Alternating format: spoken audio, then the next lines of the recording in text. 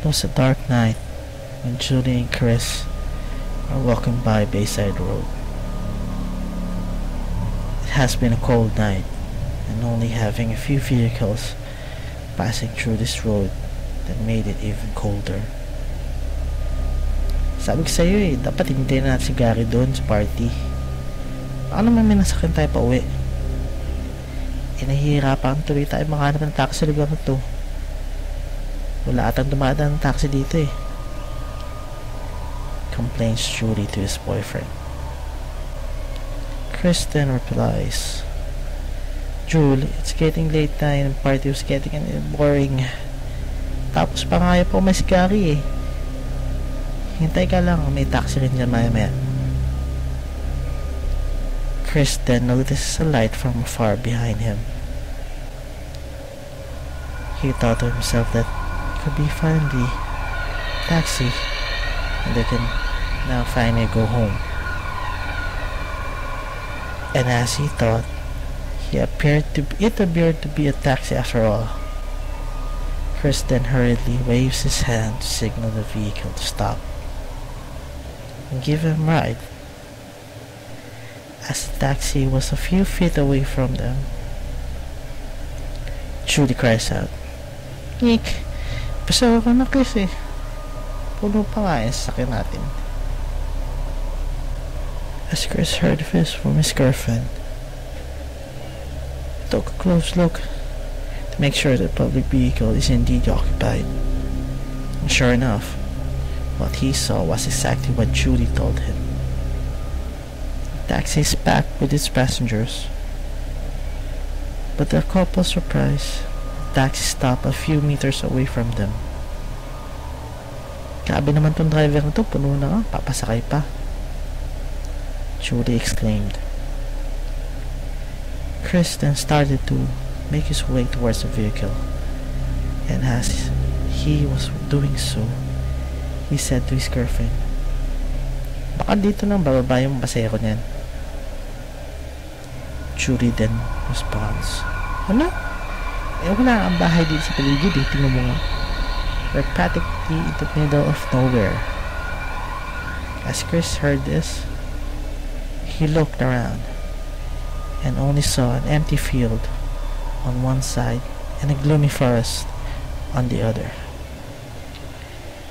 Right then and there, Chris thought that things started to get suspicious. He slowly approached the taxi. When he was near enough, he leaned down to take a look inside. To his shock, he saw no one on the passenger seat or on the back seat. There were no passengers in sight. He couldn't believe it. There was no way both he and his girlfriend were just seeing things.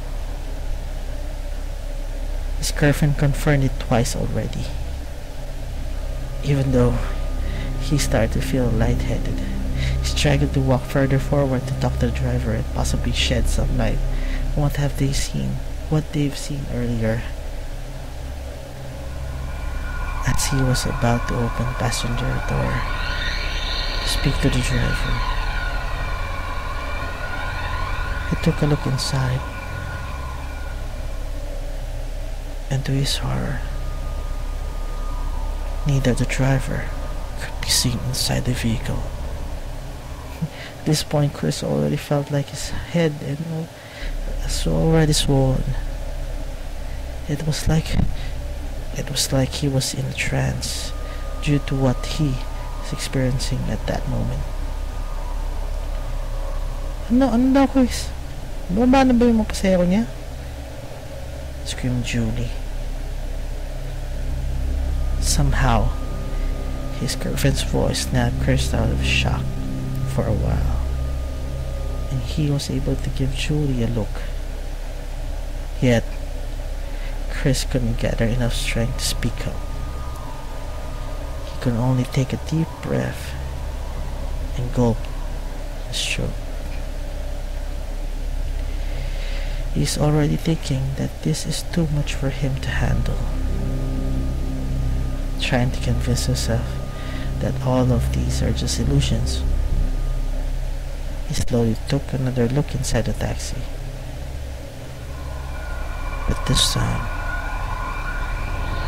what he saw was even more horrific. The vehicles once again filled with people. What's more bizarre about this is that all of them are just looking blankly forward, seemingly oblivious to Chris's presence. Chris's eyes started to bulge out in disbelief, and he started to walk backwards. All the people inside the vehicle slowly turned their heads towards Chris. Their eyes were so wide, they looked like they are glowing. That moment when Chris started to walk anxiously towards his girlfriend. Then he grabbed her by the hand and hurriedly walked away from the taxi. Chris and Julie were only meters away from where the taxi was parked, and when he decided to look back, the vehicle was no longer there. Now he feels more or less safe, and all he wanted to do is run away. But as he turned back to look forward, a very familiar set of headlights pulled over right in front of them. Chris is terrified over the fact that the taxi might have followed them there, and now has to confront it again. He can bear to see one of those horrific images that he has seen earlier.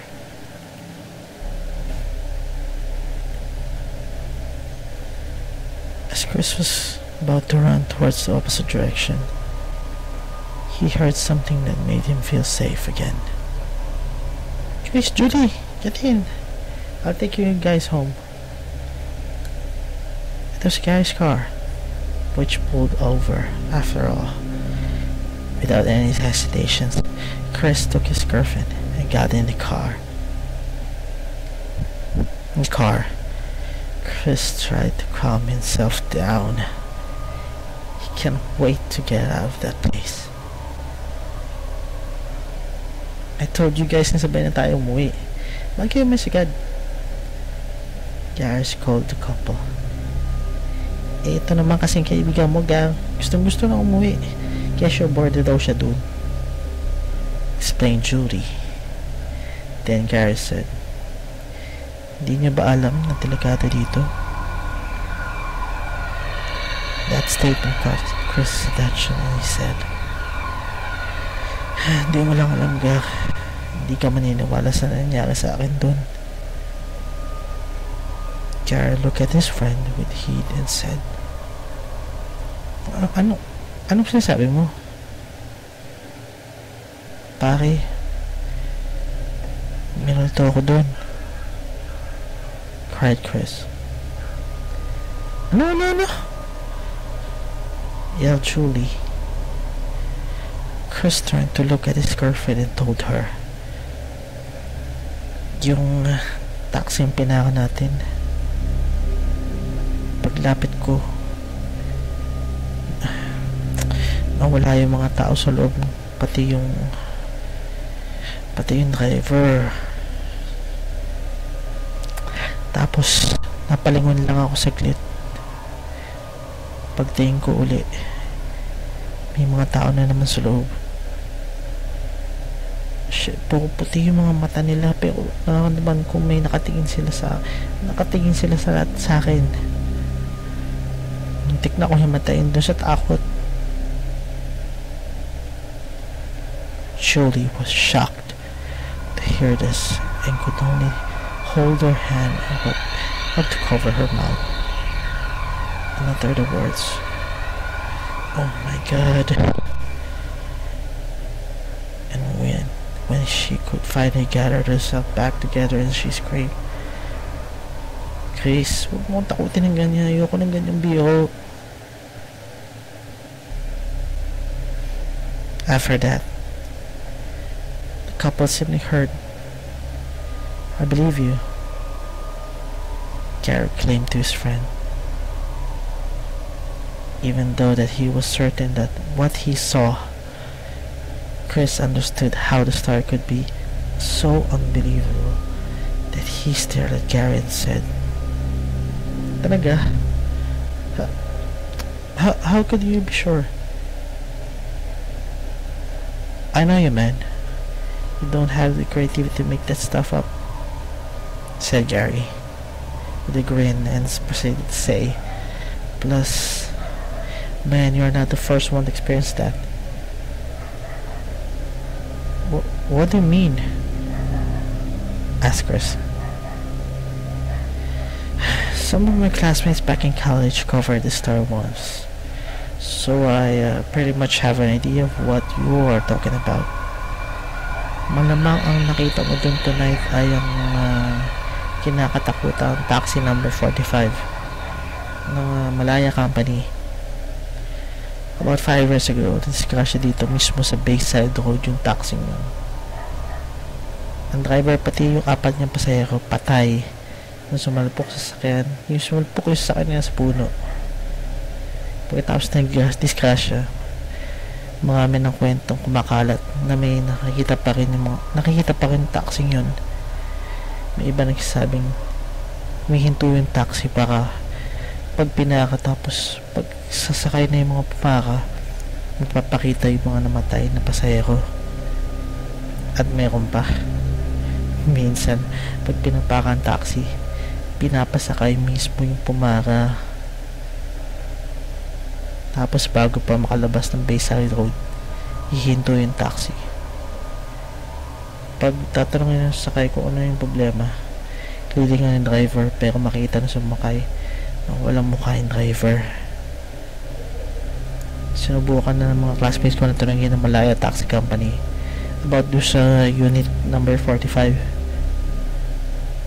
Pero ang sabi ng kumpanya, nandun lang daw sa garahe nila yung taxi at di na magamit dahil total wreck na. Tells Gary. Chris, kung yun nga yung taxi pinaka mo, pasalamat ka na yun lang ang tinahanan mo.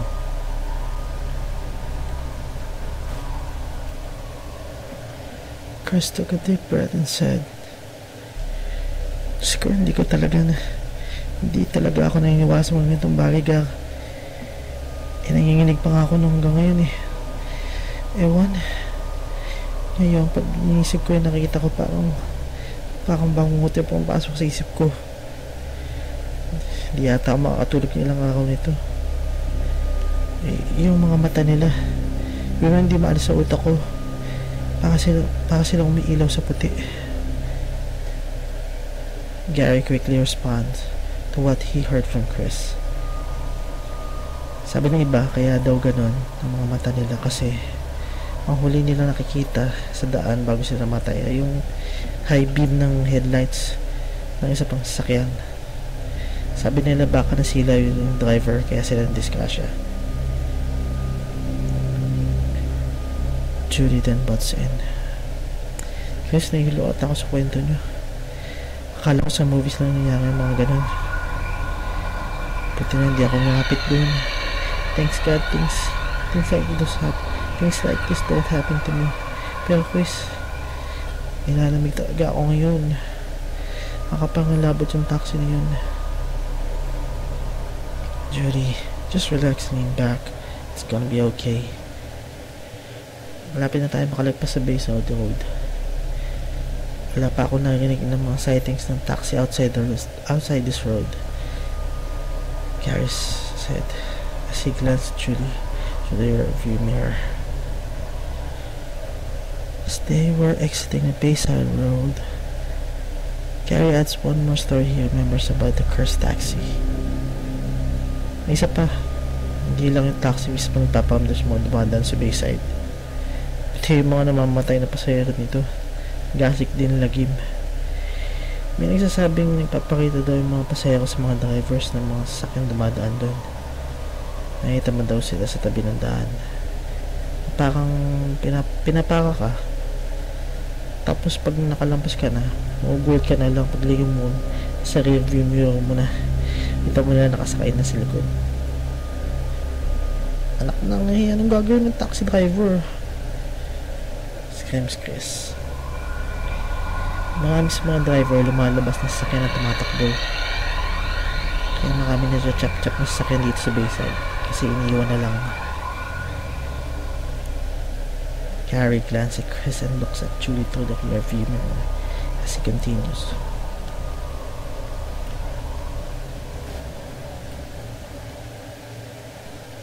Meron naman mga driver na malalakas ang loob at pinapabayaan na lang daw. Pero may mga nangyayari. Mapasaya ako pag pinabayaan mo na lang sila sumakay. Nakawala daw sila isa-isa at nangyayari dito habang may dumadaan na sasakyan. Sabi ng iba, yung taxi number 45 ang nakakasalubong mo kaya nawawala yung mga multo sa likod ng sasakyan. Parang isa-isa sila sinusundo. Grabe, gulong-gulo talaga siguro mga kaluluwa no. Matay sila kaya ganun sila kung paparamdam. Says Chris. Gary nods at his friend and says, sa tingin ko kaya nila ginagawa yun dahil hindi nila maalala kung ano yung nangyari sa kanila. Paulit-ulit sila mo yung biyahe sa Bayside para maalala at matanggap na yung sinapit nila. Kaya kung pakikiram naman o pakitaan ka man, kaya mo na lang isipin mo na lang na parang tinutulungan mo na sila. Gary, Chris and Judy finally reached Judy's house. So the couple were dropped here. Gary escorts them to the door and bids them goodbye. Judy has entered the house and Chris shook Gary's hand and said, "Thanks, man.